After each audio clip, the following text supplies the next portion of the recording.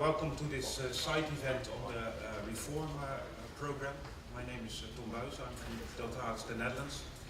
I will give a presentation and at the same time I will also be chairing. But when I give my presentation, somebody else is taking care that I don't exceed the time too much.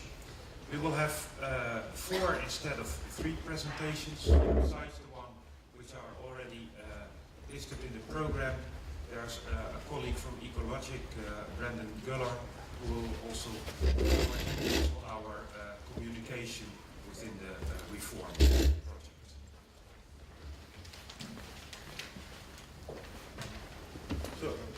So I like to introduce the project to you as a whole and as a start.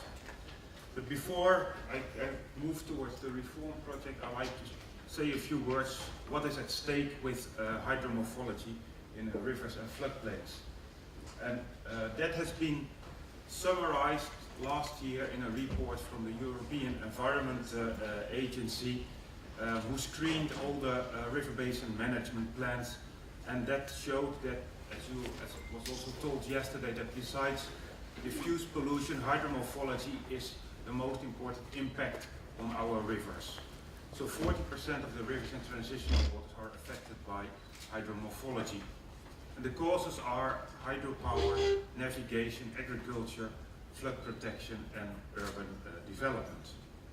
And in the same report, they come up with recommendations to protect Europe's aquatic ecosystems by stating that there should be more emphasis on by balancing protection and sustainable use, that there should be a better integration of water policy and nature protection policy, and they also give special focus on small water bodies who are in a way not designated as water bodies within the Water Framework Directive, also because of their importance, those upstream parts for healthy and aquatic environments.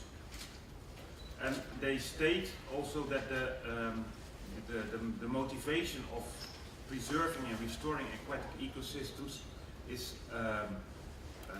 not only for nature but also for mankind. And they give examples how that can be done by making room for rivers by a green infrastructure policies.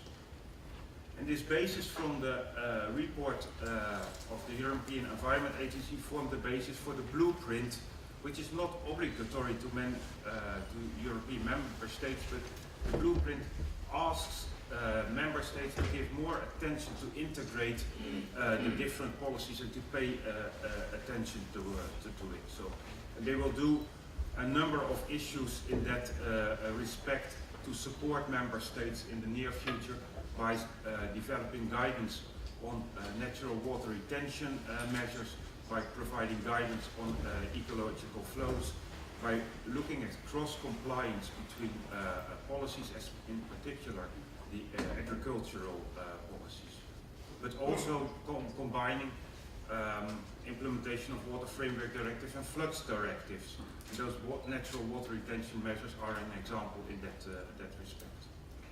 And there are some cross-cutting issues also highlighted in the blueprint, that we should improve the knowledge base and that we should still work more on interfacing science with policy. So this is a very short what is at stake in a way. This is an example from the Netherlands. We have subdivided our large rivers into 23 water bodies, and what you can see is that embankment, shore protection, loss of active floodplain, normalization, channelization, groins, sluices and weirs and impoundments are the pressures, and they are all categorized as red in a way, because they are large rivers who are there for navigation, who are there for flood, who are there for flood. So we cannot remove those hydromorphological pressures. So how should we deal with that, and what is possible to restore those ecosystems? So all large rivers in the Netherlands are designated as heavily modified and can only be rehabilitated to to a limited extent. So after the EEA, this is the example for the Netherlands. What's another issue is that Brussels is supporting many restoration projects and flood protection projects across Europe through Life and Interact programs. And here is a summary of 250 projects related to river management and river restoration. These are covers from those ones, and they illustrate how many languages we have in Europe. If you want to trace this information, it's really very difficult. You have to go by every website individually. So there is an important issue how to move forward to share this knowledge. And these are all supported by EU, and if you want to get access to it, it's really very complex. Okay. Then I move to the Restore project. These are the key people, but as a whole we are with more than 100 people working within the Restore project. We have 25 partners from 14 European countries, and it's a research project. So unlike the Restore, I'm mixing up Restore and Reform. The Restore project is a communication project, and Reform is a research project that we cooperate strongly. What are our objectives? In the end, our scientific results should support the application. So those are crucial. So the science, we need to translate the science into application. So the application is to improve the development of indicators for cost-effective monitoring of hydromorphological issues, and to improve tools and guidelines for restoration. And the research we are doing that to develop that is at first review existing information on river degradation and restoration, to develop a process-based hydromorphological framework. I'll come back to that later.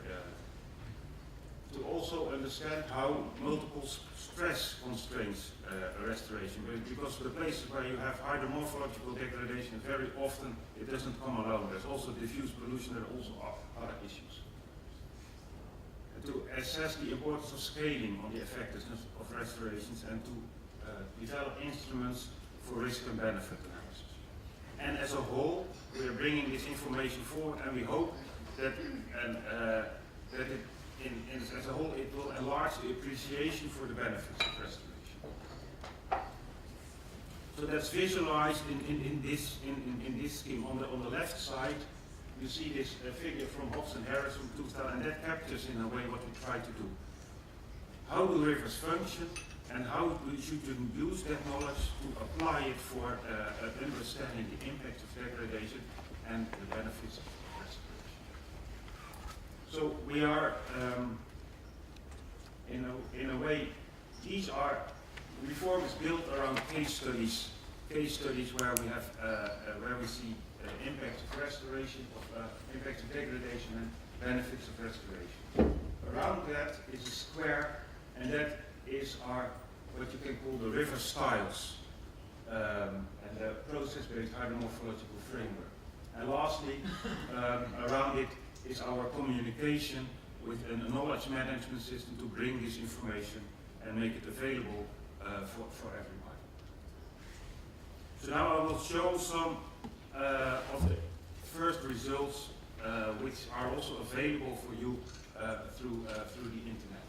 One of the very first things is that we reviewed the eco-hydromorphological methods not only from Europe, but also from US, Australia, and other countries. And they were characterized in 5 groups of assessment methods. And and all those methods are described for you, and in the internet what they in a way all report.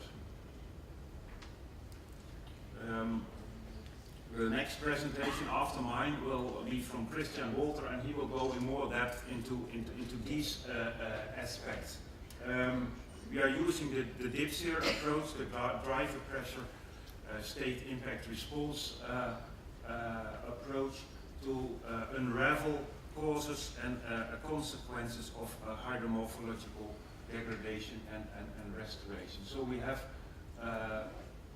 looked at pressures and see how they affect processes and what impacts they have on ecosystems. And we do not stop only with hydromorphology, but the next step is that we bring it forward, what are the consequences for biota. So we, for this we have grouped and categorized the pressures, and what we try to do also to make it available for water management is that we start from how the Water Framework Directive is characterizing and grouping the pressures. The request with the reform project was that we make use as much of existing data and existing case studies. So there was only a limited possibility to collect new data. Still, we have one work package which is dedicated to collecting new data, and they have 10 medium-sized rivers from in the lowland and the uplands in Europe, and in all those sites are data collected in a similar way, and it's mainly focused on assessing the benefits of scale for restoration. So there's a comparison of what is a flagship project where you have large restoration with smaller restoration activities. Also, this is the grouping we have made for restoration measures, and that was not an easy task to do. And the reason is that it should have a level of detail that people more or less have the feeling understand what is meant with a measure. So we have grouping into 60 different restoration types, and in our work we try to link the case studies where these are with a description of the present state of knowledge of those measures. What if you screen the literature and you look for the word benchmarking and success of restoration, you find very little literature which is very precise in defining the success. To know, yes, I was successful or I was not. And we try to support that, and this will be available in the near future, by developing a protocol which should help describing when you consider your restoration project a success or not. There's an example from the Kissimmee River from Florida, which is a very large restoration project, where they've done an excellent work in this respect. I started with what is at stake, and also within the blueprint, the way forward with restoration is to link up, to join up with flood protection, with navigation, with hydropower, with agriculture, because you need land to do the job for restoration. So there are there are examples in the Netherlands with Room for the Rivers, for instance, where we have a restoration activity that would never have taken place if there would have been an incentive from flood protection. So there's enlarging active floodplains that would never happen solely for restoration purposes. So we work on that aspect as well. These are different types of rivers, and that is the classification in the Water Framework Directive on rivers is very coarse. And our feeling is that if you want to be able to translate the results from one place to another and know whether they are applicable, you have to know in which type of rivers you are functioning. The next thing with the Water Framework Directive is that it's also rather static and not process-based. And processes in rivers create habitats. They rejuvenate system, they create a succession. So we are developing a multi-scale, both in time and in space, and addressing, trying that way to support better the linkage between hydromorphological processes and restoration activities. Gert-Jan will give a presentation on our way to communicate these results through the wiki. Now, Restore has a wiki and Reform has a wiki. That may be confusing, and why is that? But we are cooperating with each other. We know what both are doing, and I can tell you that they are complementary in a way. The Restore wiki has the largest overview of case studies on river restoration, and in our wiki we have a selective number of case studies, but we put all our results, all our scientific results into the wiki and link that to a selective number of case studies. So Brandon will talk more about our communication and dissemination strategy. I like to say we had this in February. We had a workshop in Brussels in a very early phase of the project.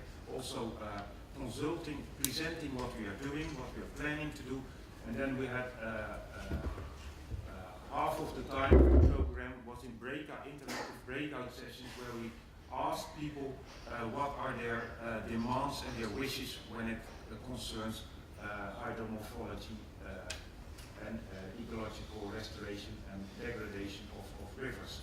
And those, this is too much to name up at this moment, but this, the synthesis of that summary report is available at our website. Okay. We cooperate with people, that's essential.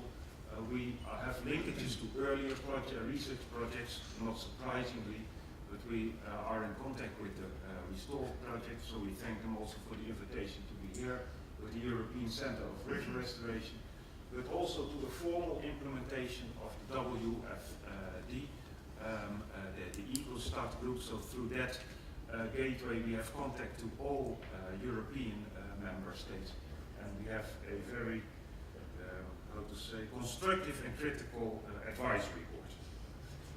Okay. This is just to show that we are in the process of preparing results. If you go to our website and something is ready, then it will be made available for you. And here I end with my